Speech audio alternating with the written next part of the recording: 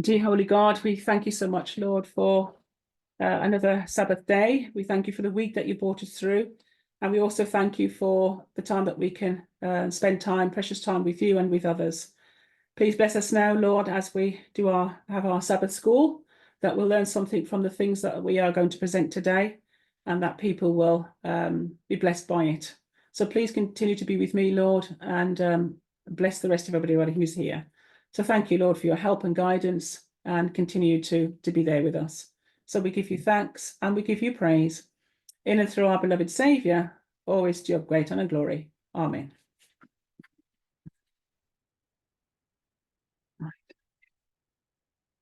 Okay, this morning, it's not linking. Oh, this morning I'm going to be doing Trump, the last president of the USA, and the Sunday law, and I want to talk about the election day, which is sort of just around the corner. And what I've done is taken snippets from sort of newspapers, and I've just sort of put them together to make a presentation out of it today. And so that's what it's going to be about. So we'll go on to the next slide. Could someone read what's on the screen, please? I can read. Is that Magda? More than half the people on the planet live in countries that will hold national-wide elections in 2024, the first time this milestone has been reached. Based on recent patterns of voters' turnout, close to 2 billion people in more than 70 countries will head to the polls. Yet what sounds like it should be a triumphant year for democracy will be the opposite. Many elections will entrench illiberal rulers. Others will reward the corrupt and incompetent. By far the most important contest, America's president election, will be so poisonous and polarizing that it will cast a pall over global politics. Against the backdrop of conflict from Ukraine to the Middle East, America's future directions, and with it, the world order American leadership has hitherto underwritten, will be on the line. It will be a nerve-wracking and dangerous year. Thank you, Magda. So when you read there a polarizing, that it will cast a pall over global politics. A pall means like a shadow, and a dark covering. That's what a pall means. So what do you get from this this statement? What do you understand? Okay, so this is first time there will be so many national elections in 70 countries. And that it will be mostly the opposite of democracy voted. So that will be pretty bad. Doesn't sound very promising, doesn't it? Yeah. Yeah, it sounds quite scary. So when we're looking at the elections, we can see that people are very mindful about what's going on. And the thing is, even though people are talking about it, I mean, he's not even in yet. I do feel that Trump will get in, and already people are sort of very aware of it. I mean, they're very frightened of it, and they're sort of bracing themselves for it, really. And I think this is what's happening. He's not even being voted in yet, and people are feeling this way already. So that just tells you something about how important this particular election will be. Thank you, Magda. Right, can somebody read the next one? I don't know who's there, so can someone read the next slide for me, please? Is Curtis there? Yes, Debbie. Yeah, thank you, Curtis. If you don't mind reading that for me. The Eurasia Group reported that one of the risks for 2024 will be civil unrest in the United States. Why and how? Let's discuss this in more detail. When we look at what is taking place on the 5th of November 2024, another general election will take place. Trump has put forward his nomination and is against Haley, a woman candidate, with Trump leading 58% versus 32% in running totals to date. What Eurasia Group stated is that the 2024 election will test American democracy to a degree the nation hasn't experienced in 150 years. Let's therefore look back 150 years and see what took place in the USA at that time. Thank you. That's self-explanatory. So is there anything you want to say about that before I go on to the next one, Curtis? No, not particularly. Oh, no, it's self-explanatory. Thank you, Curtis. What I've done here, I've done a little diagram here about the 150 years. So when we look back, obviously I've got 2024 here. So I look back at 150 years, and this takes us back to 1874, which is November the 3rd. This is another election that took place in 1874, the Alfalfa, which is in Alabama, the actual place. And it talks about the Election Day riots. So we're going to read a little bit about that. Congress overrode President Andrew Johnson's sanction and even went further, passing the 14th Amendment. When enfranchised African Americans began exercising political power, white Southerners and organizations like the White Militia, the Red Shirts, and the Ku Klux Klan targeted them with such violence and intimidation. An estimated 15 to 40 Black voters were wounded, 70 while driving away, and more than 1,000 unarmed Black people at the polls. So we know that this was a very significant time during this particular year, and it was not long after the Civil War took place that African Americans were given certain rights to vote. The southern part of the country didn't like it. So what did? They took matters into their own hands, and they formed White Militia, Red Shirts, and Ku Klux Klan to stop them from having any kind of vote or any kind of rights. And it was so bad that it was that they even got a plaque. When you go to Alfalfa, Alabama, you'll see that it's got a big plaque to remember that particular day, because it was very, very significant. It was absolutely an awful, awful day, so much so that it was never forgotten and always remembered in history. So that's what they're comparing the 2024 election to this particular incident that took place in 1874. So that just tells you, in a way, what they're expecting and how bad it's going to be. Because I've noticed that when they were talking about 150 years, I thought, well, why didn't they mention the 2020 insurrection? But they didn't. They took us back to 1874. So there's something about 1874 that was even worse than the 2020 insurrection. Curtis had his hand up. Oh, sorry, Curtis, would you like to talk? Sorry. I had a question. Yes. And the first sentence, when it talks about Congress overriding President Andrew Johnson's sanction, what was the Andrew Johnson sanction? What's the context about that? Gosh. I can't remember what that was. That's something I'm going to have to look into. I know that he was the 17th president at the time, and President Johnson was the one who was the vice president to Abraham Lincoln when he got assassinated. So he was a vice president. I think he was, I don't know if he added things, because he's one of the founding fathers, President Johnson is as well. So I don't know if it was something that he added to the 14th, 15th Amendments, those type of things. I've got to look deeper into that. Sorry, Curtis, I didn't do my homework on that one. Sure, that's okay. Yeah, thank you. Good question, though. I will come back to you on that one. I'll try and find that out a bit later. But I know that President, he was used quite a lot. All I know is that he was, yeah,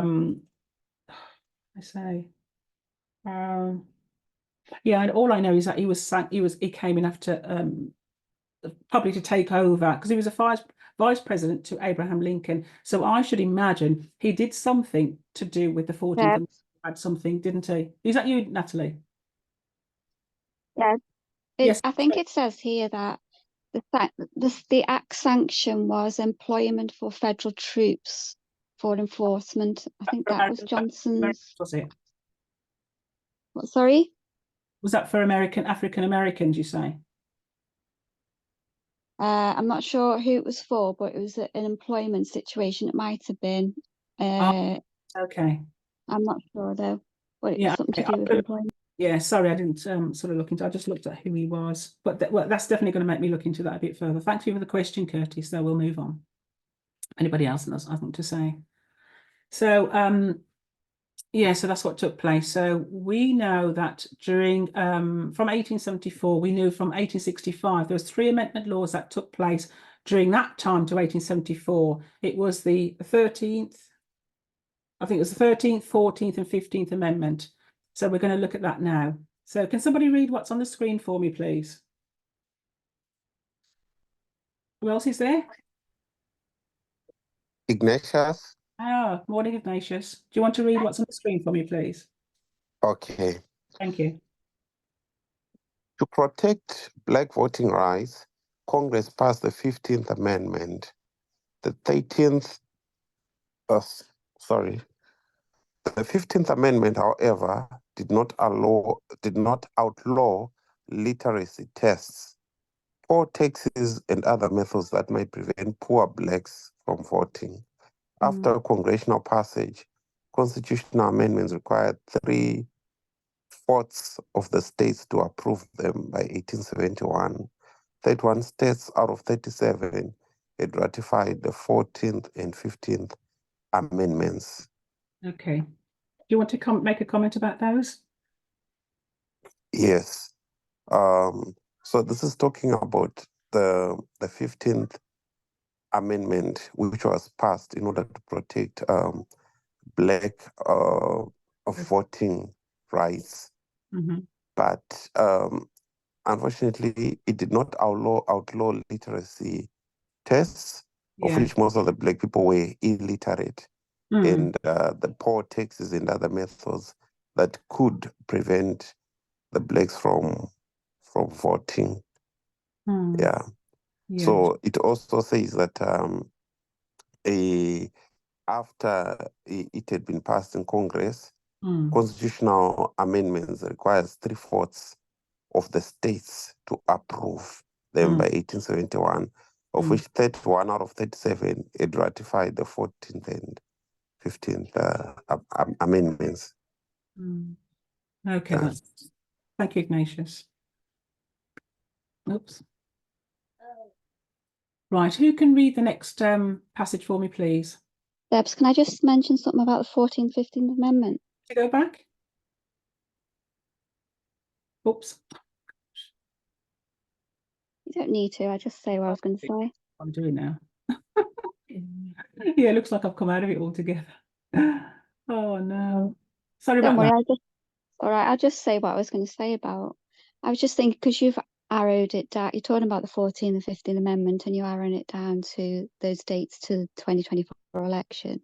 I'm not too sharp on it myself, but I know the 14th Amendment only comes into play with regards to the insurrection. Donald Trump, Article 5, maybe he's not allowed. Anyone who does an insurrection is not allowed to be president. So that's where the 14th Amendment comes in with 2024. And the 15th Amendment, I think that might be to do with, as you've stated in reading that, it's to do with voting, which I can't see that being blocked with 2024 either. But I will say that a lot of there are a lot more Black voters voting for Trump now than ever before. I just wanted to mention. Yeah, thank you for that, Natalie. Definitely is true. Oh, goodness sake, what's it doing? You'll have to excuse me, I'm not used to this. Oh no. I don't know why it's doing this. Because it's not, oh, it is working now. Right, can somebody read this next slide for me, please? Who is it? I don't know who's out there. I'll read it if you want. Oh, Okay, let's see. Carry on. Who said that? Richard, carry on. All right, That's Richard. okay. You read it, Cedric. Cedric, I'll get you to do the next one if that's okay. Okay. Right, As Richard. you can. Oh, sorry. I read that wrong. No, you're doing this one, Cedric. Okay. As you can fathom from the above passage, the Eurasia Eurasia Group specifies the likeness to the 1874 election riots in Ufolka. it's Ufolka. you. Yeah. Okay. Oh, I think my glasses are going funny. Or my eyes. Alabama. I think it's no. Sorry, I Alabama. can't. Yeah. I'll try again. Alabama and riot. Is that riot? And not the 2020. That one. Oh no. I'll leave it because I can't see properly. You can't see it. All right. Okay, Richard. Yeah. Thank you for that anyway, CG. Richard, could you go ahead? As you can fathom from the above passage, the Eurasia Group specifies the likeness to the 1874 election riots in Euphalia, You I fell don't know for how to pronounce Euphalia, Albania, and not the 2020 insurrection. Alabama, and not the 2020 insurrection. So what is it about the Euphalia, Alabama election that brings fear and terror into the election of 2024? Let's look at Trump. As we know, people's perceptions of Trump are not exactly great and trusting. The 2021 insurrection, you could say, goes against him. There are other matters for discussion, and we will mention these below. Americans have lost confidence in the nation and the world. There has been a tremendous amount of conspiracy theories and fake news, as Trump calls it, that people do not know what the facts are anymore. There are two major parties, Biden, Democrats, and Trump, Republican. And according to a survey, the American people want neither voted back in. So what does this say for democracy? what's your opinion about that particular passage, Richard? I've seen quite a few things on social media that neither of them, that there's a lot of Americans that don't want either party in, though Democrats and Republicans still have big followings. So, I think Trump's going to get back in. I don't want him to. I don't think the God of Heaven's able to hold things off much longer. No, well, He's done everything. He's pulled all the stops out that he can already. right, okay. All right, lovely. Thank you, Richard. So we can see from this actual election, 2024, it seems to be very significant because people are fearful. And so there's a lot of people who don't feel they're not looking forward to this time. I think they've got to, well, they're trying. I think that's probably why we're going to see in a minute when we go through some of these slides why this is the case. So we'll go through the next one. So Cedric, are you able to see this one? Yeah, that's much better. Yes, okay.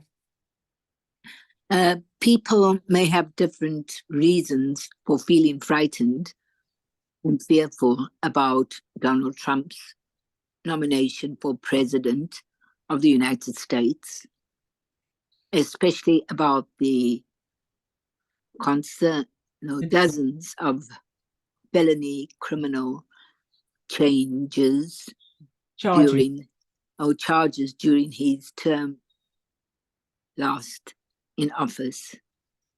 Trump has already been very vocal. Oh, wow, been very vocal on the policies he wants to carry out. Let's look at some of them below. The New York Times published an article that's bone-chilling for anyone who cherishes freedom, democracy, and constitutional governance. The story recounted. Is it recounted? Yes. Yeah. Well, with full cooperation of Donald Trump's presidential campaign, his plans to eliminate executive branch constraints on this power. Is it this power or his power? His power. His power. If he is elected president in 2024, Trump's plan would subscribe Substitute. or substitute loyalty to him for loyalty to the Constitution. This vision is simultaneously frightening and unsurprising. In 2019, he said, "I have the right to do whatever I want to As president." And in December, Trump called for the termination of the Constitution. Thank you very much. Wow. Thank you very much. So what do you understand from that particular passage? That just Donald Trump seems to want to do things his way, and that people are frightened. And I'm surprised and shocked that so many Black people are voting for him. Don't know why. What else sticks out for you? What sticks out for you in this particular passage? Just the fact that he says that the need to change, he wants the termination of the Constitution. What else? Have the right to do whatever I want as president. And what else? One more and thing. that he wants to terminate the Constitution. Sorry, it was very stilted when I was reading it, so I didn't quite get the whole gist of it. Well, you did. You said the two things, but there's one more thing. He also eliminate the executive branch constraints on his power. So what is Trump really telling us through these things? So he's eliminating the executive. He wants to eliminate the executive branch constraints on his power. He wants to terminate the Constitution, and he wants to do whatever he wants. He's a dictator. Comes across as he's a dictator. Exactly. You know, his word is exactly. That's yeah. But by those very things, Cedric, we can see where his mind's heading and what he wants, and we can see exactly. He's sort of painting a true picture of what he really wants and what he's going to become, hasn't he? Really? Yeah, very much. He has, and I think some of his sons have followed his leaning. Yeah. Talking about that, I was looking at something yesterday, CG, on the news, and I think I posted something in the forum. He's actually, as well as being, because he's got lots of felony criminal charges against him, he's been charged $84 million because of a thing that he did to a woman, some stuff. Yeah.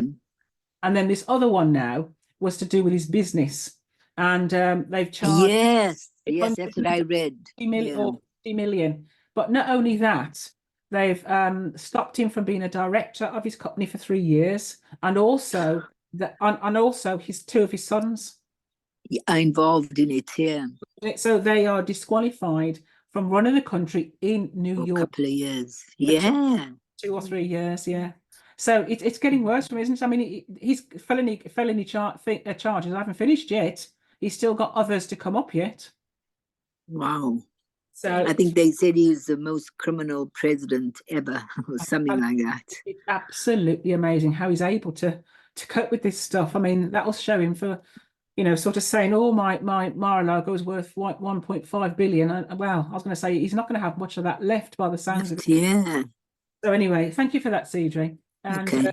In the chat, Marshall's written he desires to remove constraints on the executive branch, which is what he said. And then Richard said Trump wants loyalty to him. And and Natalie says it's pocket change for Trump, 350 million. Well, I don't know. He's worth 2-point-something billion, isn't he? That's well, what they were saying. Yes, exactly. But I'm saying if he's got these charges coming up, and there are only 2 charges so far, we don't know what the other charges are going to be. And this is why they're trying to say, come on, put these things through. I think the most important one that they want to put through is the insurrection, because obviously that breaks the 14th Amendment, you see. So this is why people are looking to see what's going on with democracy. They're going to see if they're going to, charge him for that.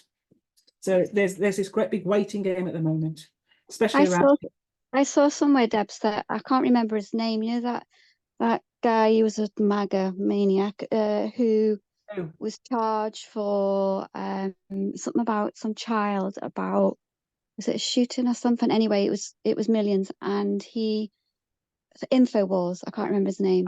Oh, He I know. still hasn't. Yeah, He still hasn't paid all the millions he was told by the court. Yeah.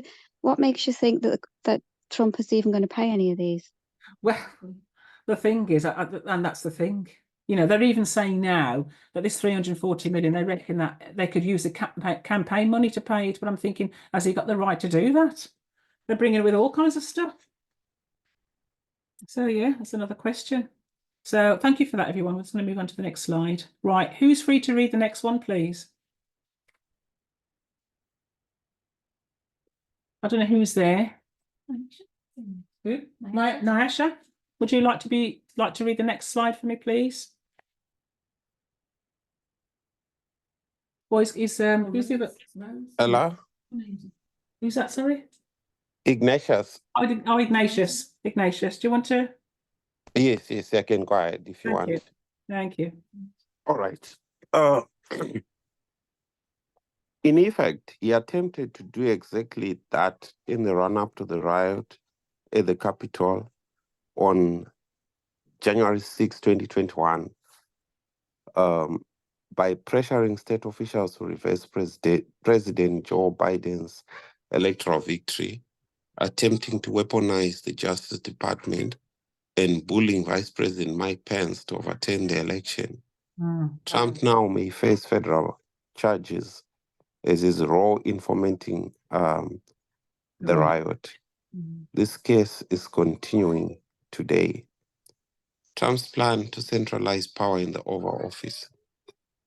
The Times story outlined his 2025 roadmap to implement his command and control model of executive authority and centralization of power. If he is returned to the Oval Office, in effect, the article described how his team would replace our constitutional republic with an authoritarian state. Founders warned about the danger of too much presidential power. The executive branch, like the two other branches, was devised by the framers of our Constitution to limit power by dividing it. Even Alexander Hamilton, who defended energy in the defended energy in the executive branch, suggested that the path to tyranny was marked when government officials are obliged to take refuge in the absolute power of a single man. Thank you for reading that, Ignatius. What sticks out for you in this particular passage? Yeah, that Trump is going toward destroying the very tenets of the of republicanism of the United States of America and turning it into an authoritarian state, and as he did just before the riot at the Capitol Hill on January 6, 2021. Yeah. Okay, thank you very much, Ignatius. Also, do you know anybody? So, do you know who Alexander Hamilton is, Ignatius? I know the name, but honestly, I've forgotten who he is. Okay, he was one of the founding fathers in 1789. He was the first Secretary of Treasury. He shaped the country's financial, political, and legal systems. And he organized the National Bank, which was the first US monetary system, and established the national debt during George Washington's presidency. So one of his things that he said was the pathway to tyranny is when a man has absolute power. That's one of his sayings. And isn't that wow? Yes, and that was in 1789. And if you think of the very words that he said are going to come to pass soon, aren't they? Yeah. It's very profound, very profound. Very profound. So basically, I see that as a warning. You know, from one of our founding fathers, I saw that as a warning the pathway to tyranny is when a man has absolute power. And as we can see there, we know that Trump, that is what he's after. Charity's written in the chat. Oh, sorry. Charity and Blessing. The presidential system is patriarchal. Yeah. Charity. Definitely, definitely. Yeah, when we see, talking about that, when we see, when you say it was patriarchal, thank you for that. Was that Blessing? That's Charity. Oh, Charity. Yeah, there are two people going for this this election now. We know, I don't know if everybody understands that Ron DeSantis is now suspended. He took himself. He doesn't want to go into the presidential campaign anymore. So we've got two people taking over that now. There's a lady, and her name's Nikki Haley, the first Indian American to put herself in this presidential election. So we'll talk more about her when we come to the slide. But those are the two, and she's Republican, so she's running for it as well. But she's the first woman of color to actually go for this election.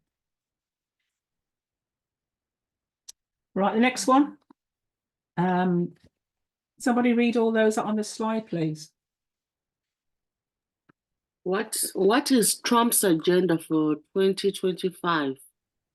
Dramatic government overhaul, dismantling the deep state, the US-Mexico border, trade, foreign policy, transgender rights, energy, education, homelessness, public safety.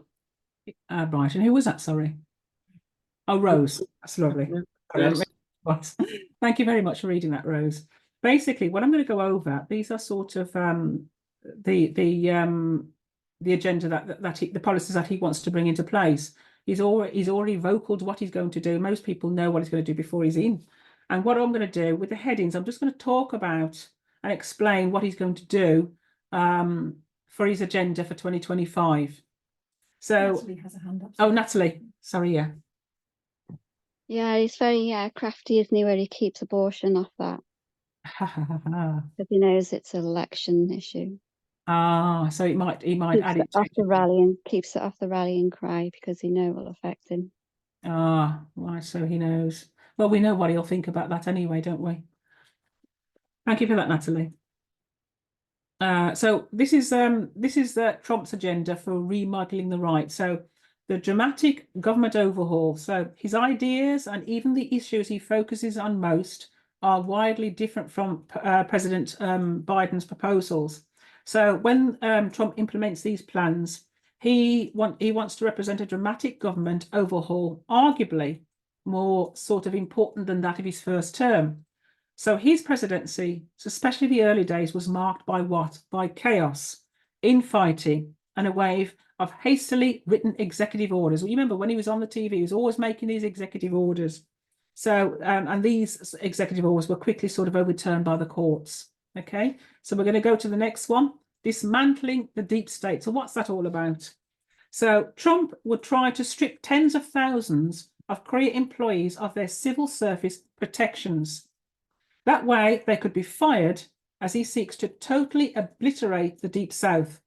He would try to accomplish that by reissuing a 2020 executive order known as Schedule F. So what is that? What's this Schedule F? So it's a job classification in the executive service of the US Federal Civil Service. So this will allow him to reclassify masses of employees with a particular focus, he said, on corrupt bureaucrats who have weaponized our justice system and corrupt actors in our national security and intelligence apparatus. So basically, he's given his anger at the FBI and federal prosecutors prosecuting him on all the cases that are coming forward. So Trump probably would target people like those for retribution. So beyond the firings, he would crack down on government officials who leak to reporters. So he also wants to require that federal employees pass a new civil service test. The next one, we're going to go on to the US-Mexican border. We've heard lots and lots of talk about this Mexican border, and he's not going to stop doing it either.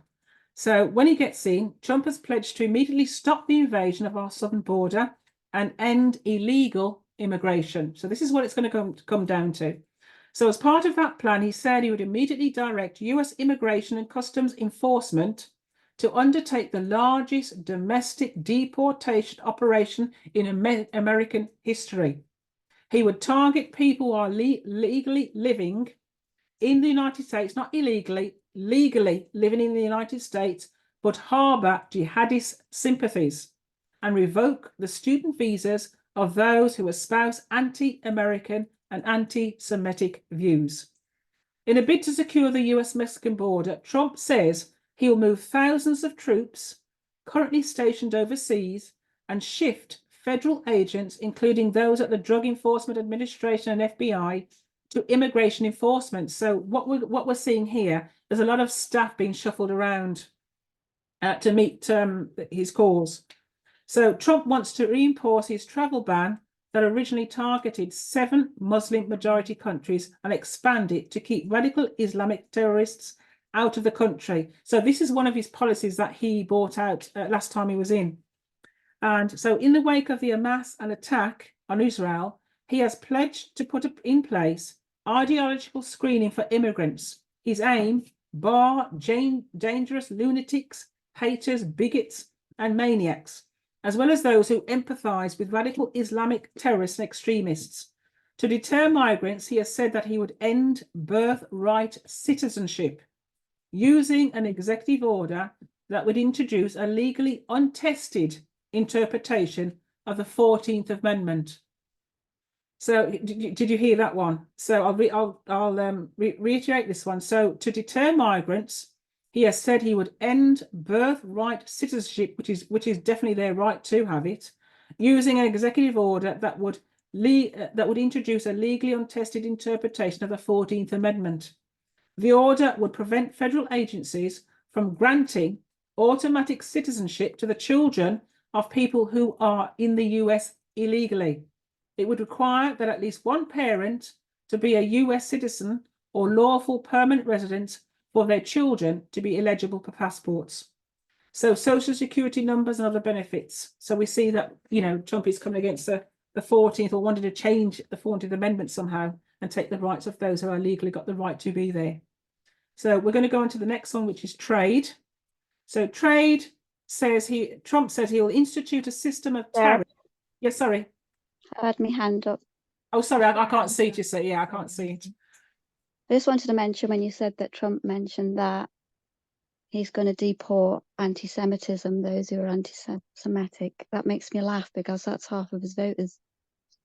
Oh, gosh, can you believe that? Right, okay. Yeah. Okay, so thank you. We're going to read on trade now. So Trump says he will institute a system of tariffs of perhaps 10% on most foreign goods.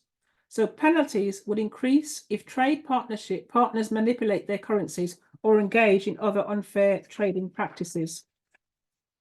He will urge that Congress pass a Trump Reciprocal Trade Act, giving the president authority to impose a reciprocal tariff on any other country that imposes one on the US.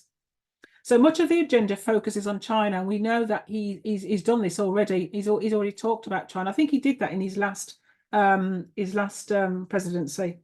So Trump has proposed a 4-year plan to phase out Chinese imports of essential goods, including electronics, steel, and pharmaceuticals.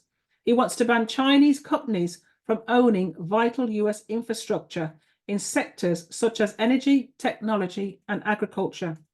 And he says he will force Chinese owners to sell any holdings that jeopardize America's national security. So this is about trade. I think that's a good thing, isn't it? About China, because she seems to be buying up a lot of the land of farms in America. Well, I don't know. I think we've got to think about who America are. And I think Biden is trying to keep that relationship or thaw that relationship together. Now we've got Trump coming in all guns blazing, trying to dismantle that. I don't think it's going to be good for them not to treat China that way. I don't know if I'm right in saying that. And I think some of these things are quite complicated. Yes, yeah. Because on paper, some of that sounds quite good. I mean, in the sense of you know, not having your autonomy as a country, not allowing another country to come in and buy up lots of things. You know, it's that, I mean, it happens here as well, doesn't it? Don't we say Russia owns half of London or something? So there's a lot of, like, I mean, people being in people's pockets. I don't know what's the rights and wrongs of that, but the way you go about it seems to be quite toxic. The way he's going about it, I don't know whether, because they've let it go this far for so long, it's like, why change it now? Yeah. But the whole thing about, you know, what to do with immigrants, and even we're having that problem here with the channel crossings and the boats, you know, it's not straightforward how to solve that, because if you haven't got the infrastructure to deal with them, then you're going to, the country starts busting at the seams. So there has to be some, you know, borders, control, whatever, but how you do that is it's another thing, I know. So we're going to move on now to foreign policy. Sorry, can I just ask another question? Is Trump racist against the Mexicans, or is it all just like South Americans, Hispanics and everything that are coming through that, through the immigration? I don't like the things he says, I'll be honest with you. I mean, if you think about the things that he says, oh, they're this, they're that, they're you know, they're rapists, they do this and they do that. Not every Mexican's like that, you know, but he's come out with this, of course not, or giving us the impression that they're all like that. You know, I don't agree with that at all. I don't like the way he says all those things, because they're not. But if you think about it, because I've been looking at some of these people who've come in, they're just desperate people. They don't want to come into America to live off their social system. They want to work. They want to work, and they've made it clear to work. There's no work where they are, no money where they are. So they come to America thinking it's still this wonderful country that will offer them all this. And then they've had this barrage of abuse from many people saying, go back, we don't want you. We don't want you. We've got enough problems with our homeless. But even though the very people who are saying that, they're not even taking care of their own homeless people anyway. So, you know what I mean? So, and I think it's just resentment on their part, because they know how the economy is and everything's like that. There's 48 million who are out of jobs in America. So these people coming in, 48 million. And it's getting worse. There's 160,000 plus who are homeless in just California alone. So the whole thing is getting worse. And I think what people are mindful of is that these people are intense. They actually steal from their homes, they steal from the shops, and they think by having more people in, it's going to cause. I think that behind the scenes is why they don't want them in there, I think. But there could be other things. And I don't know if it is prejudice. I don't know, because it's everybody. It's not just, you know, what people doing. Everybody's involved in this, saying we don't want you here. Debs. Yeah. Sorry. Yeah. When you look at Brexit, I'm just saying, had a very negative effect on us not allowing people in, especially in the workforce and economy. So similar things will happen to the US. Definitely, it's already happening already. Yeah, it's happening already. Thank you for that, Natalie. And Blessing and Charity have written in the chat. Yeah. The global community needs to address. Oh, sorry, just lost it. The global community needs to address the patriarchy that has created authoritarian regimes and wars that then create the forced migration problem. Structures to control immigration will not be enough. No. Yeah, it's like dealing with the symptom. Yes. We know that Trump's rhetoric, he's anti-Jewish, he's anti-Islamic, he's anti. So that it is, and there's fear, as we dealt with in 1888, the fear of these people coming in and making the problem worse. And the thing they play on, yeah. Thank you for that. I think that the easier option for him is just to get rid of the thing. So in other words, don't have him in the country in the first place. You don't have him in the country, you don't have to deal with it. So that's why he says he's going to, it's almost like he'll try anything to get them out, because we know that some of them will do, you know, have got pregnant, and they've got rights to, really what should happen if they've got a baby that's born in the country, they've got rights to stay there. Now he wants to take away those rights. So he definitely doesn't want them in the country. So he'll try anything to just get rid of the problem, and just simply by taking them out. So he's definitely going to be pursuing this Mexican border. So we're going to move on to we've done trade, haven't we? Yeah. So I'm going to move on to foreign policy. So Trump claims that even before he's inaugurated, he would have settled the, listen to this, before he's inaugurated, he said he would have settled the war between Russia and Ukraine. Could you hear that boast? He said he would have settled the war between Russia and Ukraine. So that includes, he says, ending the endless flow of American treasure, so funds that they're sending to Ukraine, and asking European allies to reimburse the US for the cost of rebuilding stockpiles. So it's unclear whether he would insist that Russia withdraw from territory in Ukraine it seized in the war that it launched in February 2022. So he hasn't made that clear. So Trump has said he will stand with Israel in its war with Hamas and support Israel's efforts to destroy the militant group. He says he will continue to fundamentally reevaluate NATO's purpose and mission. And we know the things that he spoke about NATO, which we're going to talk about later in the slide today, exactly what his comments were, what they meant, and how it could have sounded a bit differently. So we'll talk about those comments he made about NATO. So we'll move on now to transgender rights. So Trump says he will ask Congress to pass a bill establishing that only 2 genders as determined at birth. So he's only going to establish that only 2 genders at birth are determined and are recognized only by the United States.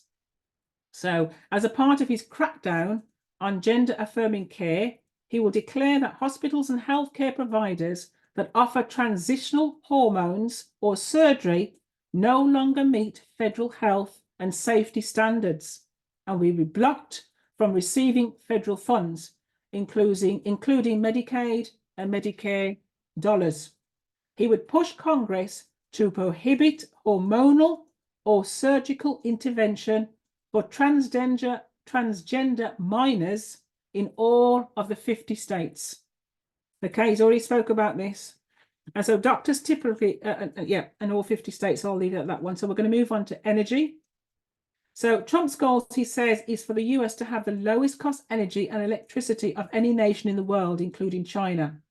So under the mantra, drill, baby, drill, he says he would ramp up oil drilling on public lands and offer tax breaks to oil, gas, and coal producers. He would roll back Biden administration efforts to encourage the adoption of electrical cars and reverse proposed new pollution limits that would require at least 54% of new vehicles sold in the US to be electric by 2030.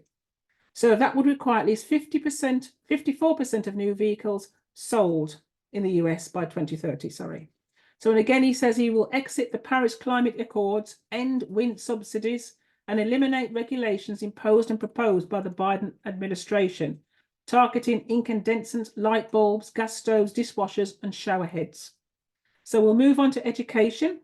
Trump has pledged to terminate the Department of Education, but he also wants to exert enormous influence over local school districts and colleges. He would push the federal government to give funding preference to states and school districts that abolish teacher tenure and adopt merit pay to reward good teachers and allow the direct election of schools principals by parents.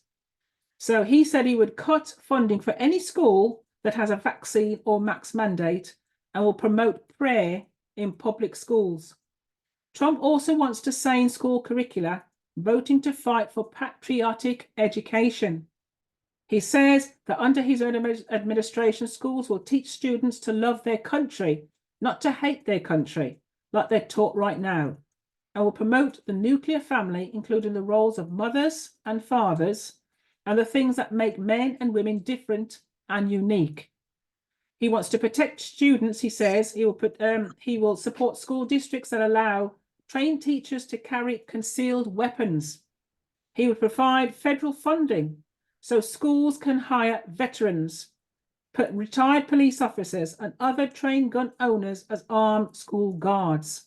My goodness. Wow, that's scary. When I read this, I mean, I had to read it again. I mean, but this is what he's saying. He's coming up.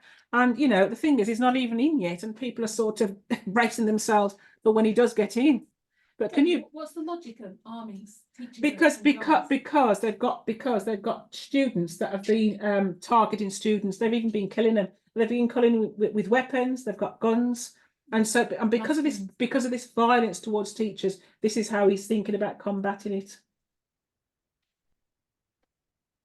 And where men and women have to, define their roles. So patriarchy is definitely on the increase, and it's almost like You can't, it's installed in the law almost. That's Of what it course, seems like, you've seen his transgender rights. He's totally against it. Totally against it. Wow.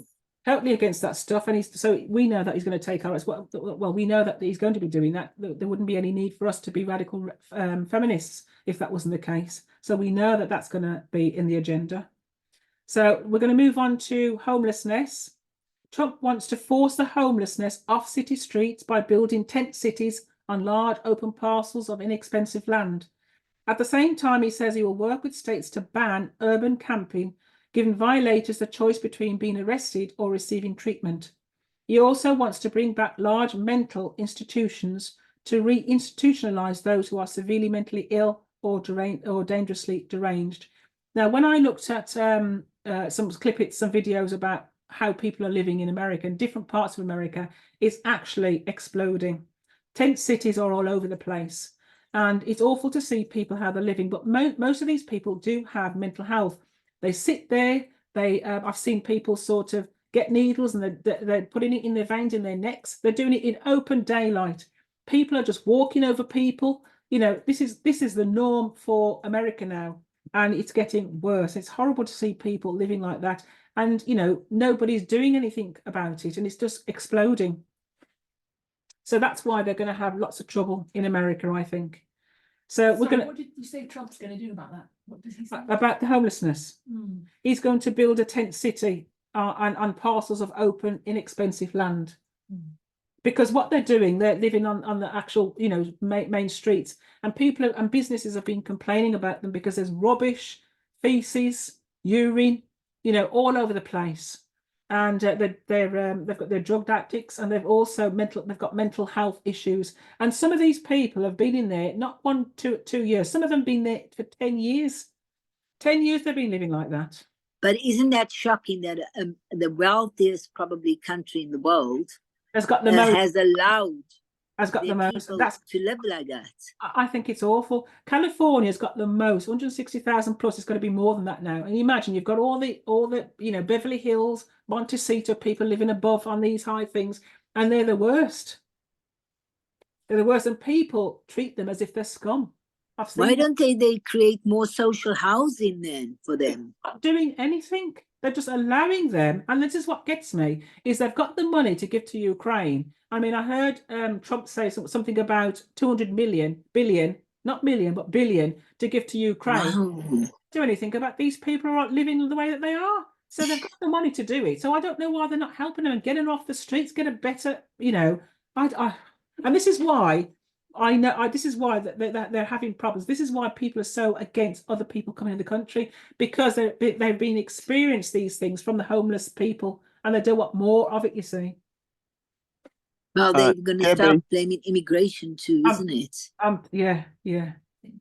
Yeah. Brian, I didn't want to interject too quickly. You're going through each one of those points. But are you going to come back and deal with each one specifically? No, because of time.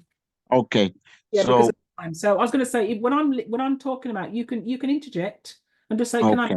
But I'm allowing people to do that. But for time, I can't, because I've got other slides to go on. Yeah. All right. Yeah, but if from my point of view, Trump, he basically knows how to get at people, to get their attention. When he's making all these promises, it's things that are real. It's not made up stuff. But obviously, the way he wants to deal with it is his own way. And it resonates with a lot of people in the States who, for one reason or another, don't think past his solutions. And they they really don't understand the dynamics involved in solving those things.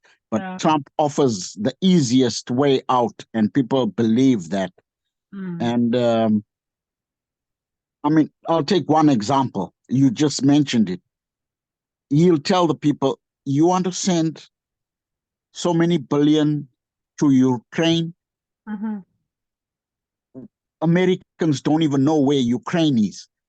We would like to rather deal with the homelessness issue here in the States I agree. with that kind of money. And it's the same type of campaigning that the Brexiteers used here in England.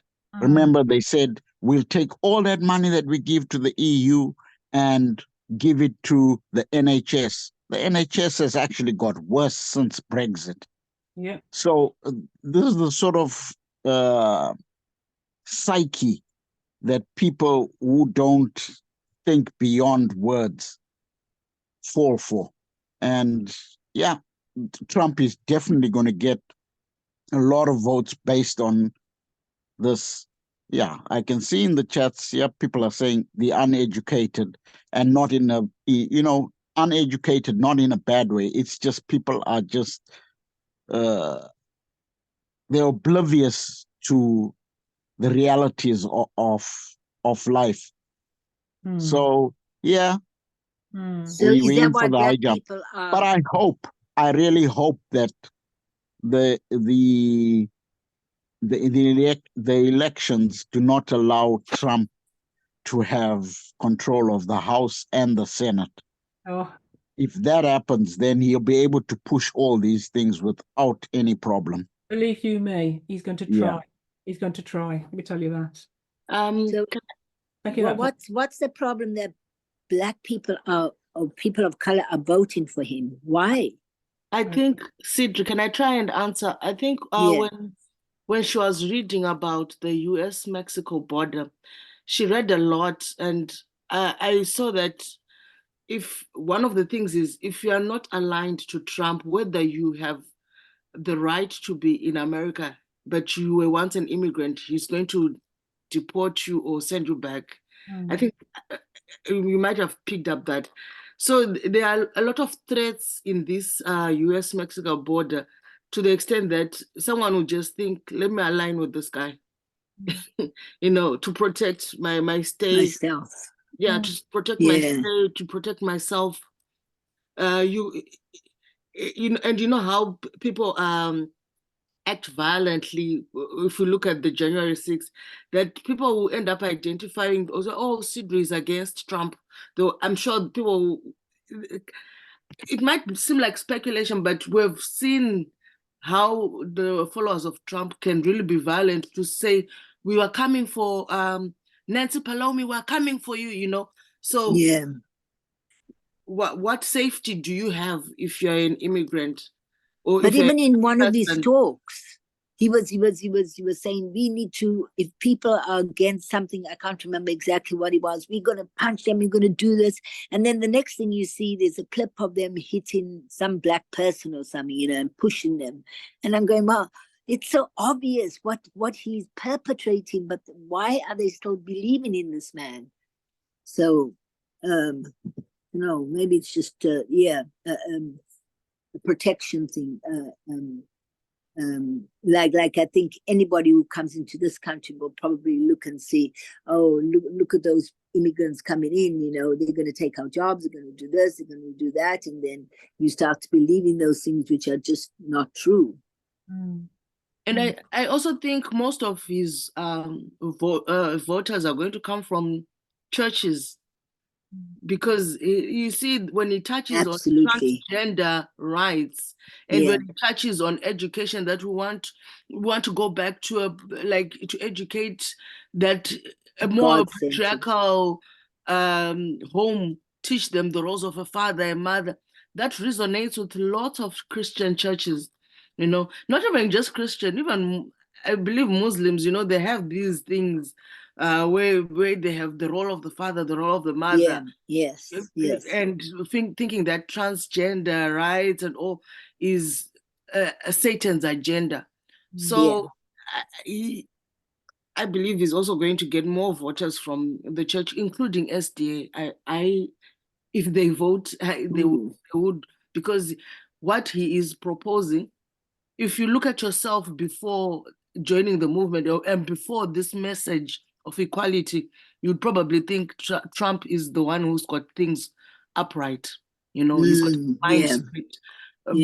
But because of God's mercy, we are in this movement and we've accepted the message of equality.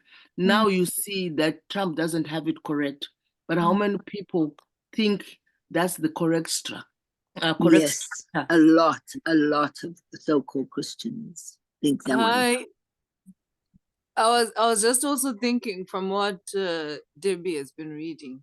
It's with most of the things that are being mentioned, you can tell that the Republicans or Trump's campaign team have been working hard to try and see what's going on in society and what people are going through, right? They've always done that anyway, where they want to basically reach people on things that are that are really a part of society and are troubling a lot of people. There's things that are very open, like with the issue of the homelessness that has been going on. And unfortunately, the Democrat Party, because of their differences amongst them, they're not really addressing the problems that are there in society within the US, right? And in as much as foreign policy is important for the nation of the US, it seems they have focused much more on that at the expense of what's going on within the country. And in as much as also the Republicans are going to take that and take advantage of the fact that this is what the Democrats are doing, they are going to focus on it and make it seem like they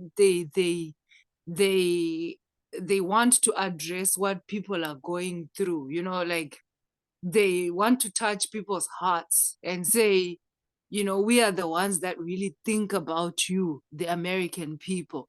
But we all know that they're not really going to resolve those problems. If anything, it's an avenue for them to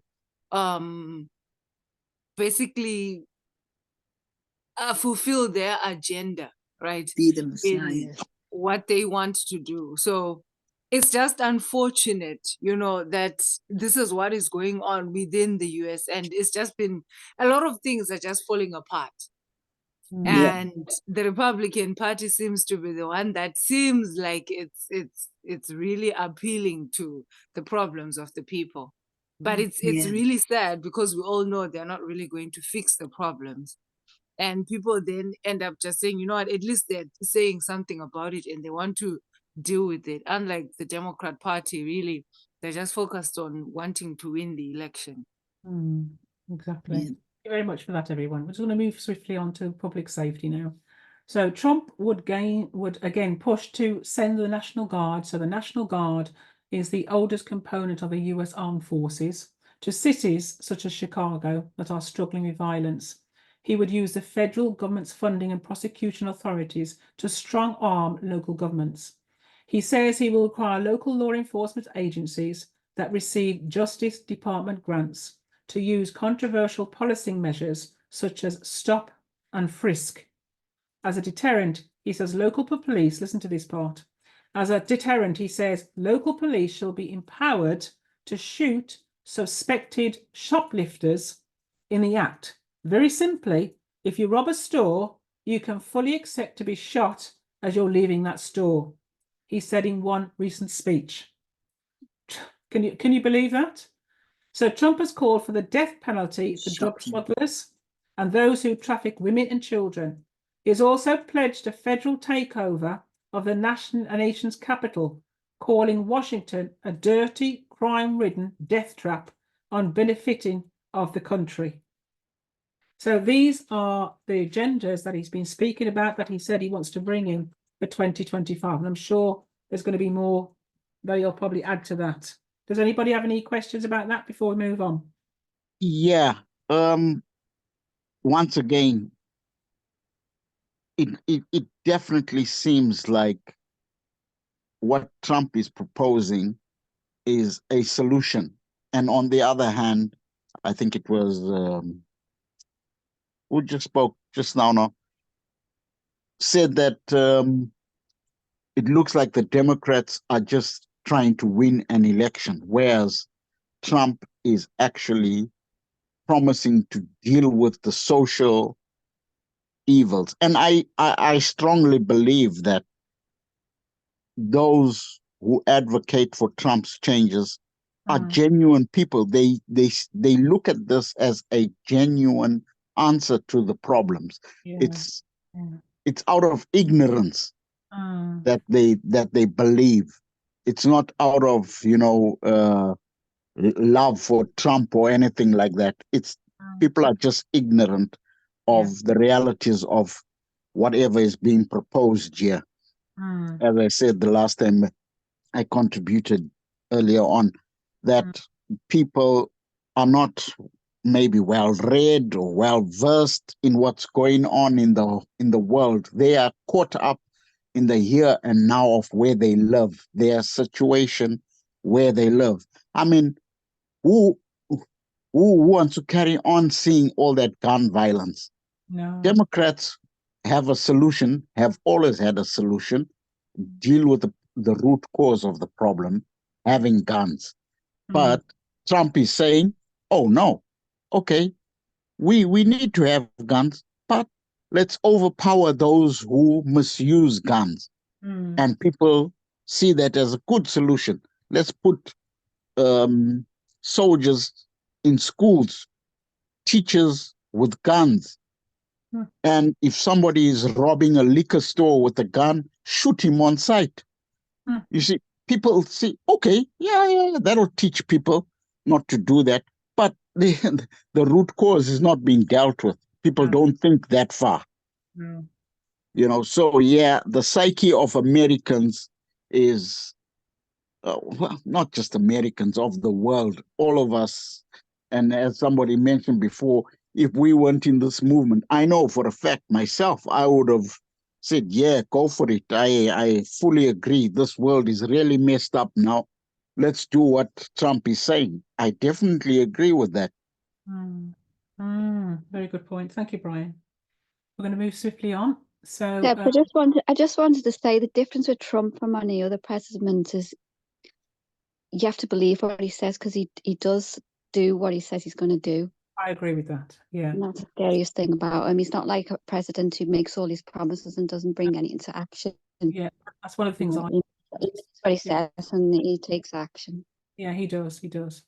Thank you for that, Natalie. So we're going to go on to, I've just done a little diagram there. So from 2025, we can see around here that he's going to bring new policies and he's going to put these in force. He'll probably add more things while he's in.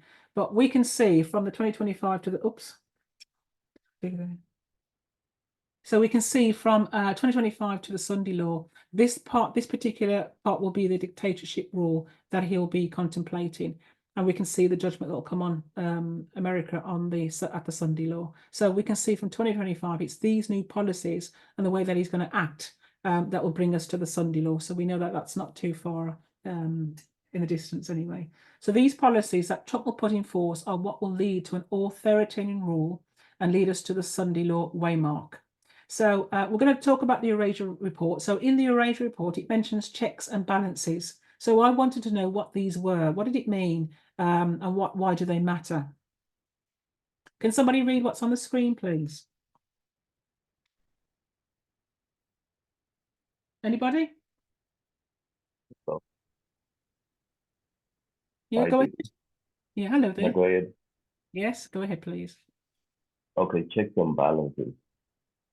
Checks and balances are fundamental elements of constitutional democracy that present the unconstrained exercise of power, improve the quality of decision making, and ensure that mechanisms exist for preventing or penalizing unethical behavior. They therefore play a vital role in maintaining public confidence in the political system, and the government has a particular responsibility to uphold them. Point number one, checks and balances are the mechanisms which distribute power throughout the political system, preventing any one institution or individual from exercising total power. Checks and balances play two roles. First, they limit the power of the majority to act without regard to the views or interests of others. Second, at a more practical level, They ensure that policy is tested and behavior supervised. This helps to improve the quality of decision making and prevent behavior which might threaten the integrity or reputation of the political system. Right, what do you understand from this slide? So why are checks and balances important? I think they assist in the governing process. For example, if you just look at the three branches of government, if one branch has too much power, that causes a problem within government or how society is to be governed. And for example, with what you read about Trump trying, what he desires is to try and remove constraints on the executive branch. What he's actually saying is, what's actually happening is democracy's decline is actually being accelerated by that, because if you do that, then there'll be total power under the executive branch, and it becomes very difficult to manage such a situation. So that's how I understand it. Yes, okay, thank you very much. Well, we'll go on to the next one. Can someone read the next one for me, please? Just in the chat, sorry, I'm not on the chat. Sorry. It says that people are desperate. Curtis had mentioned that he'd read an article about the Democrat Party and that people feeling they're not particularly pro-Trump, but they're feeling anti-Biden because Biden hasn't delivered as much as they wanted. Yeah, makes sense. People. Yeah. People are desperate. Yeah. Someone said. Yeah. Oh, something else here. Sorry. Trump is speaking in a dangerously hyperbolic fashion, which pushes society to violence and polarization. And Curtis says it's interesting about checks and balances that they work against us, our worldview, then we tend to praise them. But when they restrain those with opposing worldviews, we praise them, but we hate them when they're against our worldview. So it goes, depends what perspective you take. The Godhead is also checked and balanced. They are constrained by law, and the incarnation and death of Christ are proof of that. So thank you. Yeah, Godhead has checks and balances. Okay, lovely. Thank you very much for those comments. Can someone? And I think they also a form of accountability and responsibility. Yeah, definitely. Thank you for that, Cedric. Brian, can you read the next one for me?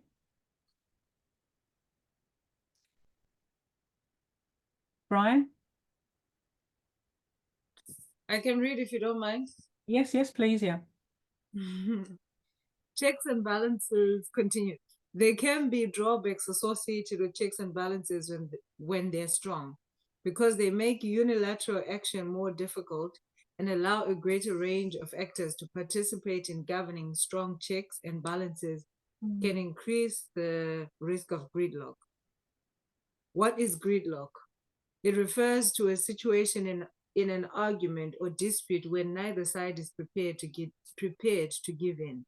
So no agreement can be reached. When we look at a healthy democracy, something that the US democracy does not have, we weigh these competing considerations carefully, preserving effective checks and balances without preventing essential action. So by contrast, in countries suffering democratic backsliding, leaders weaken the checks on their power, generally citing the need for decisive government. This can happen gradually and take subtler forms than the straightforward abolition of institutions. The Prime Minister of Hungary, for example, Viktor Orban's government, enacted constitutional reforms which limited the power of the courts and increased state control over the regulators of elections and media. These left the institutions in place but circumscribed their ability to constrain the executive. I suspect this is exactly what Trump will exercise when he's in power. You want to talk about that slide? Okay, so basically, if I'm getting it correctly, it's explaining more on the issue of checks and balances and how, in as much as it's helpful and is needed, it can also not be that straightforward or can be made difficult, right? Especially when, I don't know if it's one department, or if I can say, I don't know, branch becomes a bit more strong than the others. So that means it's able to put checks and balances on others and create more power on their branch. I guess like what they're trying to explain with the whole issue of what happened in Hungary and how Viktor Orban basically enacted reforms that made him to limit the power of the courts, but increase the control, basically increase power in himself. So yeah, I find it interesting because I feel it's something that I have always been wanting to understand, even the whole issue of the checks and balances. Yeah, and how they can check and balance each other, because one branch can become more powerful than the other, and how do you deal with that, you know? Exactly. Yeah, good. Thank you very much. I just wanted to mention on the last bit with the Prime Minister in Hungary, I think that's quite significant. I think Trump's working on that, on making reforms with the constitution. Yeah. And so he has power over the court. So it looks like everything's the same, but really he's been given, you know, the institutions are still there, but he's. Hello, Natalie, you've gone off. Oh, yeah, I was just saying that, you know, look, the institutions are still there, but because of the constitutional change, he's got more power. Yeah, exactly. Thank you very much. Thank you for that. Right, the next one. Anybody else who hasn't read? Magda, perhaps, could you read this one? Or Emma, do you want to read it? Yeah, that's right. I was going to say about the last one, I think maybe that's why Biden's so weak, because they conform to the checks and balances, which means there is gridlock, because you get constant opposition about what you're trying to do, which is what we saw under Obama as well. That whole delays it. Situation that delays what you're trying to put into action, and they'll just keep blocking everything, and then it's frustration. Because you're sticking to law. How are checks and balances be safeguarded? We can see that checks and balances play an important part in modern democracy. They prevent power from being concentrated too much in one part of the governing system and help to avert the problems that can arise when decisions are taken without proper scrutiny or when high standards of behaviour are not enforced. Checks and balances come under risk when the people working in the governing system disregard their importance, seek to delegitimise them, or even weaken and dismantle them altogether. The executive has a particularly important part to play in safeguarding checks and balances by engaging with government scrutiny, behaving appropriately toward the Supreme Courts and civil service, and respecting regulators. When we visit what the Eurasia Group stated, i.e., Trump would take steps to consolidate executive power, weaken checks and balances, and undermine the law, we can see that Trump will take steps to strengthen his power and weaken the rule of law. Will the foundations of the US democracy collapse? So I think that was quite straightforward, but on the back of that, I was just reading about Hitler, and Hitler changed his ideas about how to gain power. He decided to take power legally using the democratic system, which he then planned to destroy. And we can already see that Trump's doing that. And so it's a subtle. Very subtle. Well, it's not really that subtle with Trump, because he's openly saying he's going to do it. But at the same time, they're using the system and saying, you know, voter fraud, we're going by the votes and we're doing it properly, and, you know, all those things, which is exactly what Hitler did. And it gave a list of why the classes voted for Hitler. I thought it was quite interesting. There's 4 classes here. It says the aristocrats feared communism and wanted rearmament after the First World War. They wanted to take up arms again. Hitler promised both to them. The middle class wanted law and order and feared communism. So like now, I think probably middle class, they want law and order, and they fear, perhaps they fear Islamic extremism, perhaps they fear immigration from Mexicans, all those fears that he's playing on their minds, isn't it? And the working class wanted jobs. Hitler promised to end unemployment. I think Natalie had written in the chat that he's promised black people jobs. And Hitler did the same. He promised to end unemployment, and lots of the working class were disgruntled. And the church, which is interesting, supported Hitler because the communists were atheist. So the opposition party was communist at the time, or he was labelling communist. And they said, oh, we want to support Hitler because we're not atheist. We don't want to be communist. It's very much the same dictatorship sort of mindset then he's It's very similar, the model, that he's appealing to all these classes by promising certain things that he knows they want to hear. Yeah. When you get in, you just have absolute raw. Yeah. So it's a way of getting in then, isn't it? Gosh. Thank you for that, Emma. So basically, summary of the checks and balances are the mechanisms which allow political institutions to limit one another's power, for example, by blocking, delaying, or simply criticising decisions. Balances, meanwhile, ensure that a wide variety of views and interests are represented in the democratic process. This includes structures like federalism or broader features of democratic functioning, such as the existence of multiple political parties. So checks and balances are also provided by other individuals and organisations that report, analyse and comment upon political activity. So the media, which obviously is non-political, scrutinises politicians and public officials, operating a check not only on the executive, but on the political system more widely. It also provides a balance, ensuring that a wide range of views are heard. So civil society also acts as a check and balance, allowing for politicians' actions and proposals to be scrutinised by expert groups outside government, and providing opportunities for broader groups within society to have input into the governing process. So we'll move on to the next slide. Natalie's written in the chat, it's what will a democracy look like, not that it's fallen. Yeah. All right. Okay. Well, yeah, I suppose, yeah. Can someone read the next one?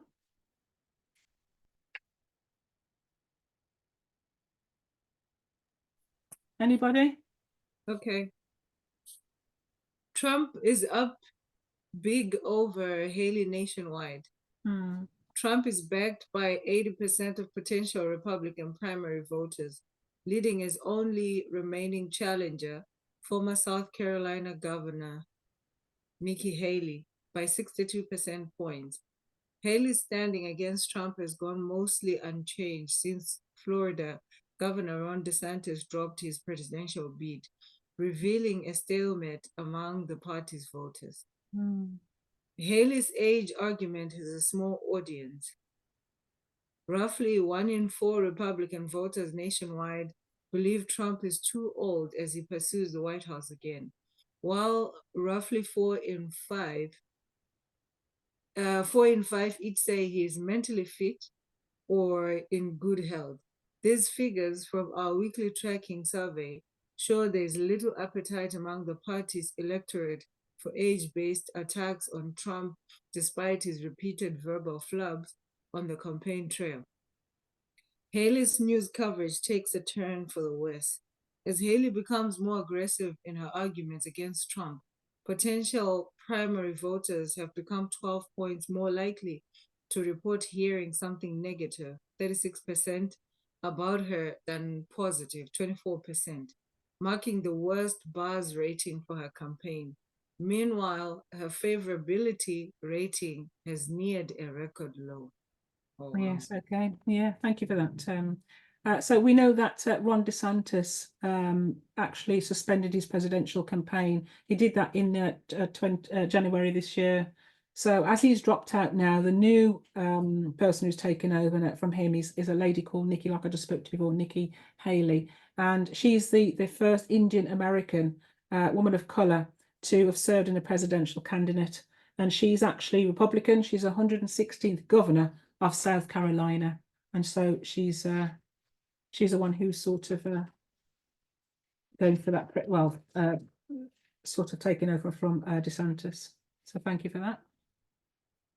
Right, this particular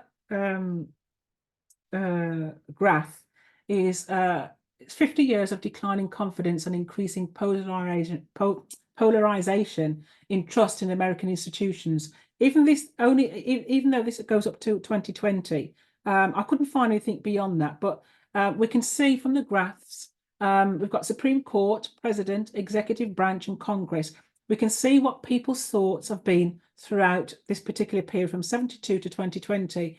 And when we look at particular presidents, we can see they had a lot of confidence in W.G. Bush. And but we can see the decline of Trump. Where is he? Yeah, we can see the decline of Trump really, really low. And even Congress.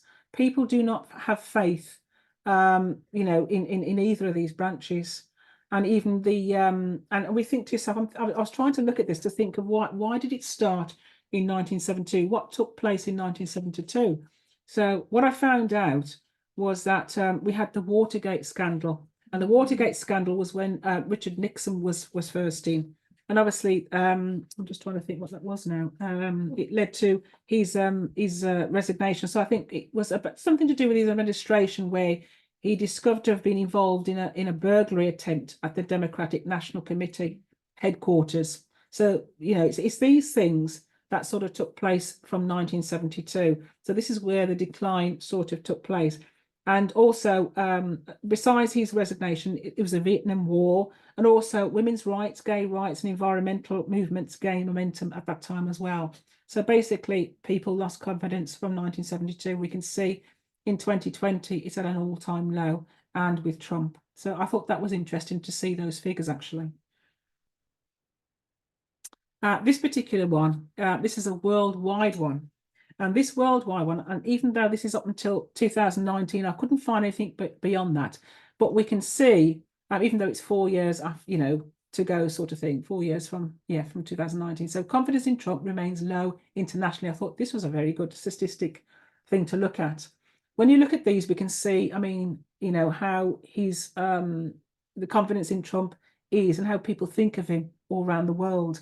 I thought this was very good, because I think this is important to look at, because if America is to be the superpower that it is, obviously it's got to have the confidence not only of its own people, but people abroad too, and so we can see that's at an all-time low too. Some countries still, think he's okay, and some are in the middle of the game there, but some are feel very, very low there, as you can see. Some of the European countries as well. So I thought that was a good thing to look at. Michael said in the chat, it's interesting to see that India, the largest democracy, have confidence in Trump, and Israel has confidence. Yeah. Yes, exactly. And Kenya. Yeah. Right, we're going to move on to this. So can somebody read because we're nearly sort of wrapping up now. So can somebody read the last slide on here for me, please?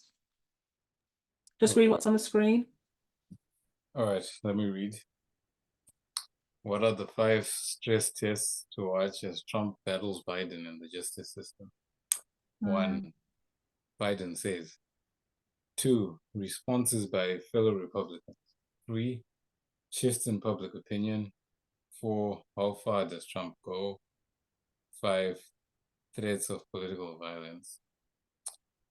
Even if not on the scale of January 6, escalations in advocacy of political violence would prove the ultimate stressor to US democracy. Thank you very much. So basically, we're going to go look at number 1. What does Biden say? So far, Biden has refused to weigh in on Trump's indictments. Substantively, this is the right thing to do. It's also smart politics. So Trump's leverage relies on complaining that he's the victim of a partisan vendetta by the Biden Justice Department. Even a hint of Biden leaning on US Attorney General Merrick Garland, and by extension, Special Counsel Jack Smith, would give critics more fodder to say he's trying to knock out his most likely opponent in 2024. So, however, Biden kicks off his campaign, Trump's malfeasance, which is malfeasance is an act that is illegal and cause physical or monetary harm to someone else, will be a core part of his pitch to voters. So Biden has telegraphed that his 2024 message will be that democracy itself is at stake. So this is what Biden is saying. The next one, responses by fellow Republicans. Trump detractors, including within the Republican Party, say that the US democracy can't thrive when roughly half its politicians deny over wrongdoing. At the first Republican presidential debate, for example, ex-New Jersey Governor Chris Christie, and he's a Republican, offered his plea to his party. Whether or not you believe that the criminal charges are right or wrong, Trump's conduct is beneath the office of President of the United States. And then we're going to go to the third one, shifts in public opinion. So the shifts to date, the public's opinion response has diverged along partisan lines. So approximately 80% of Republicans believe the Georgia indictment of election rigging is politically motivated, compared to 20% of Democrats. So numbers look similar for the two Justice Department cases over the January 6 riot and the retention of classified documents, as well as the New York City case in which Trump is charged with making illicit hush money payments. Trump has denied all charges. Americans currently assess the cases largely through the blinders of partisan media. Yet a sign of a healthy democracy is that as the hearings progress and the two sides advance their arguments, views should shift for or against Trump. If nothing budges public opinion, it signals that Americans either aren't paying attention or they are concealing in partisan echo chambers that they're inured to the facts. So either scenario, disengagement or blind partisanship, doesn't bode well for voters placing justice above politics. Now we're going to go on to the fourth one. How far does Trump go? Right, okay. Increasingly, Trump's legal and campaign strategies are morphing into one because he's trying his cases in the court of public opinion. Trump has, despite warnings, taken to social media to rail against what he claims is a justice system that's out to get him. In August, for example, Trump unleashed on his platform, Truth Social, if you go after me, I'm coming after you. Trump threatened Georgia Lieutenant Governor Jeff Duncan that he shouldn't testify in his Georgia case. Trump doesn't lose his First Amendment constitutionally protected right to free speech just because he's on trial, but neither can he use his voice to taint potential jurists and to intimidate witnesses and judges.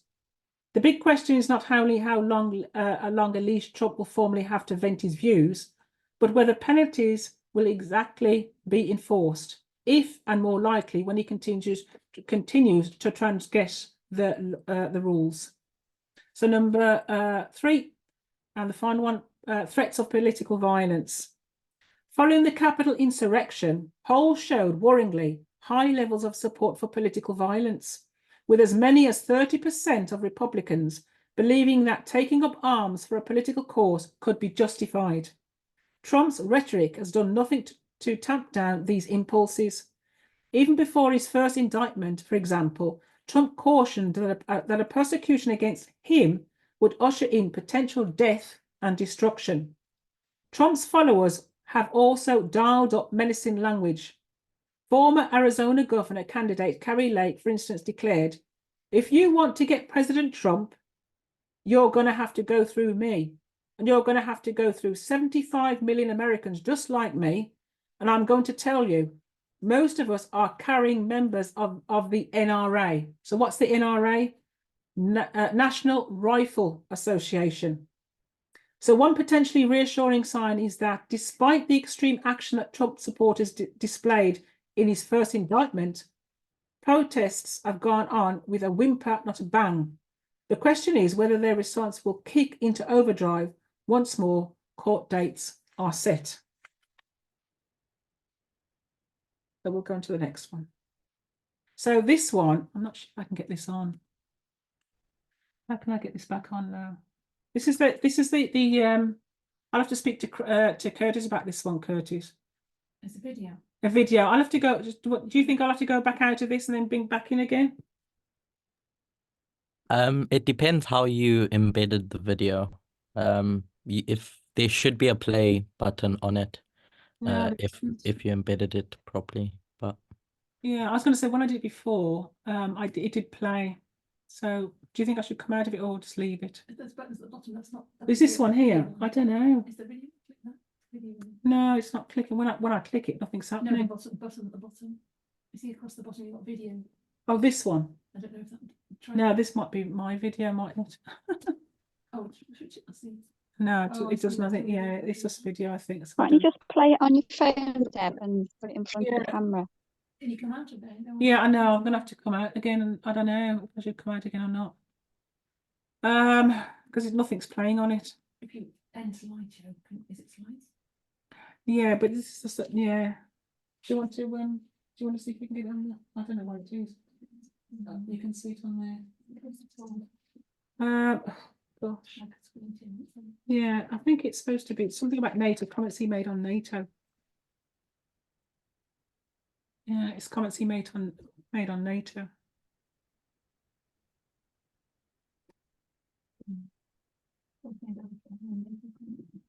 Yeah, it should be. If you looked in, yeah, but have you looked in? If you looked in the actual YouTube thing, yeah.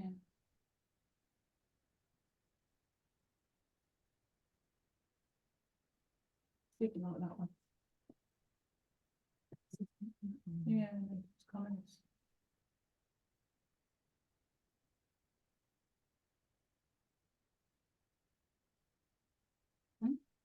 You can.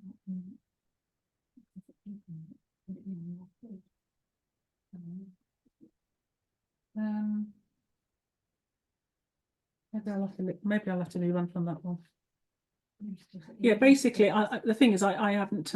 Basically, in this particular video, it's a short video. It's when he's doing a campaign, and he talks about those remarks where he says, if NATO allies don't pay up, he says, well, you know, I can. What is it? Trump, not Trump. Putin can do the hell what he wants. So basically, he's caught saying that in one of these campaigns. And basically, I wanted to talk about that because even though he says that, I mean, when I looked deep into it, I thought to myself, why is he saying this? So basically, what he's talking about is that obviously when they join NATO, there's a 2% GDP payment that they all have to pay. And I think some of these nations that have joined NATO haven't been paying up. So basically, what he's saying is, if you don't start paying up and keeping these payments up to date, why should we protect you? But the thing is, the fact is, when I looked at that, I'm thinking, well, Trump could have said it another way. He's made it, I mean, because obviously that's left it open for Putin thinking, well, you know, that's given a Putin an advantage to do what he wants, or even to carry on with the Ukraine war, really, if you think about it. So basically, I was just going to talk about those things. So sorry that I couldn't get this up and running, but, you know, in your own time, you can look up the remarks about what he said. I think Trump could have said it differently, and not the way that it came out to be. But it's still, even though he said it, I don't think he should have said it, because now people are sort of really ganging on and thinking, gosh, you know, we're not going to be, you know, I think what it's doing is making other European countries think, gosh, if they're going to do that, you know, how are we going to be saved or something like that. So it's causing a lot of controversy with other nations that have joined NATO at the moment. So they're not feeling confident about him being in. So it's all this negative feedback that he's giving to the countries when he should be there to take care, you know, to look after them. So we're going to go on to the final slide now. I just want to comment on that particular issue of Trump and the NATO members. As you said, he could have said it a little bit diplomatically and better worded.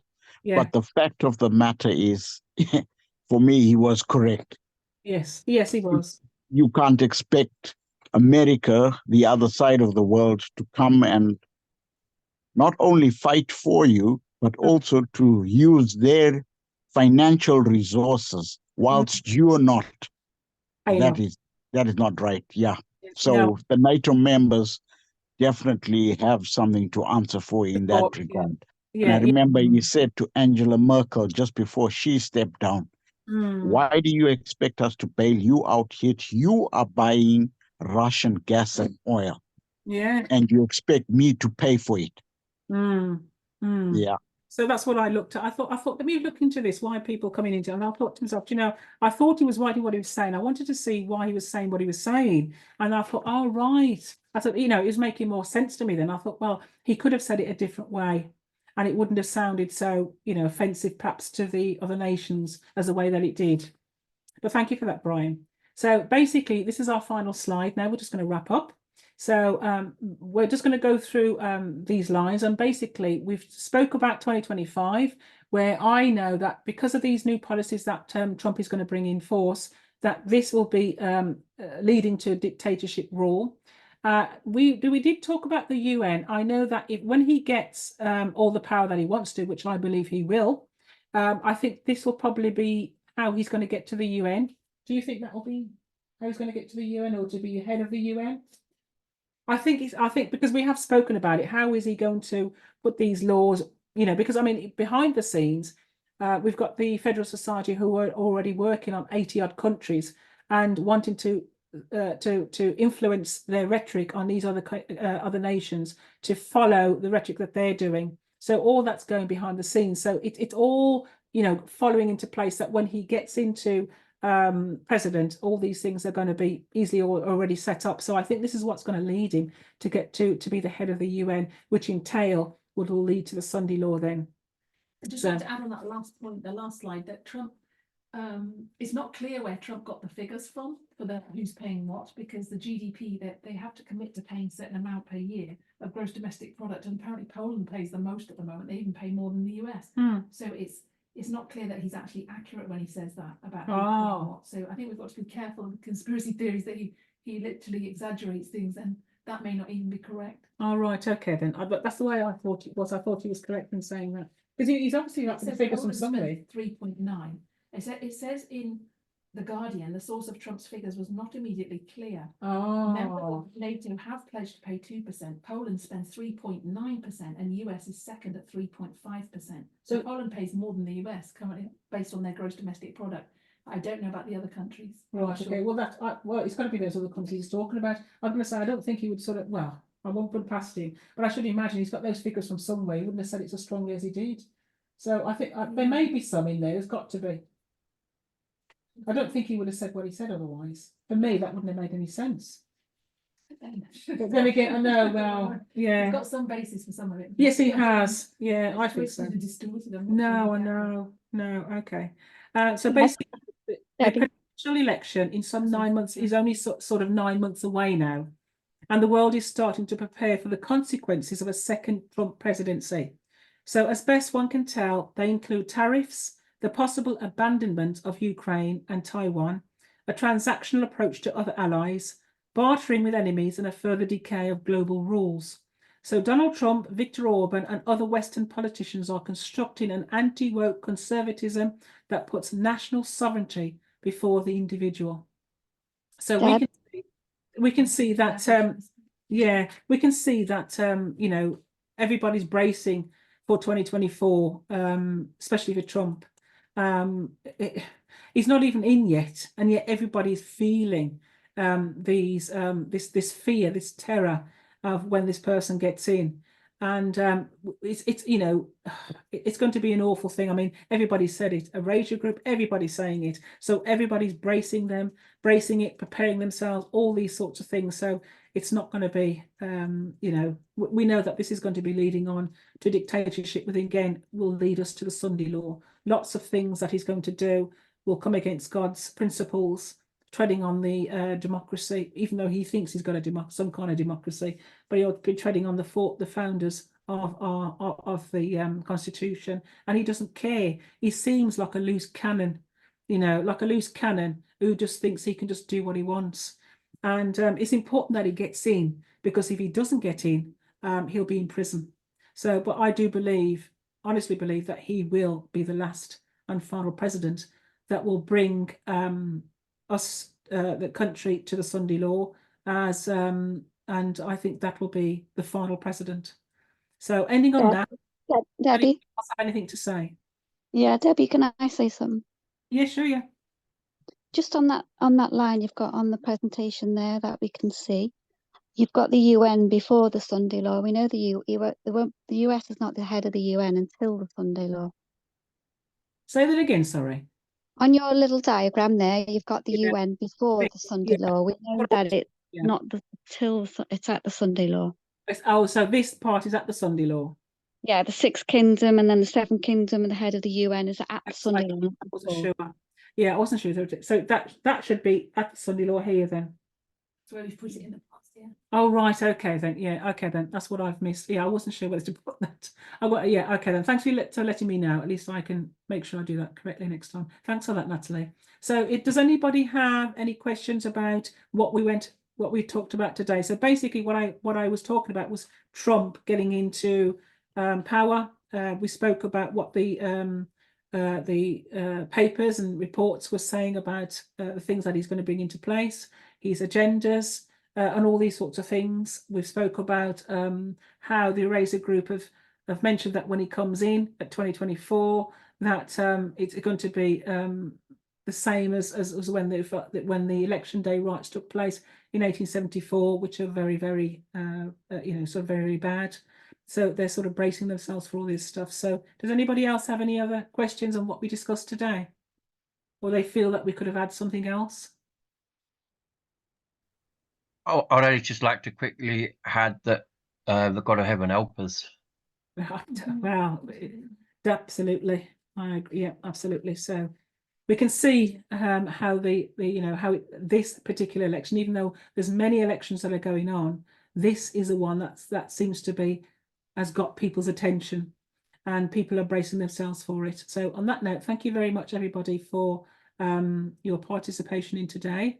I'll just end and stop this sharing. Thank you, Debbie. Thank you very much. Thank you for listening, and thank you for your participation. And on that, we'll end that study today. So where you can kneel, we'll kneel, and I'll end with a kneel prayer. I pray. So, dear Holy God, we thank you so much for the fact that we can present this presentation today. I hope that we've learned something. I know that I've learned something new, and we are to embrace ourselves for this particular election that's going to take soon. It's only 9 months away. So thank you for the things that we've learned. We hope that we'll keep it in our minds and hearts. Please bless the rest of our service now, Lord, and thank you once again that we can spend precious time with each other and with you. For we give you thanks and praise in and through our beloved Saviour, always to your great honor and glory. Amen. Amen.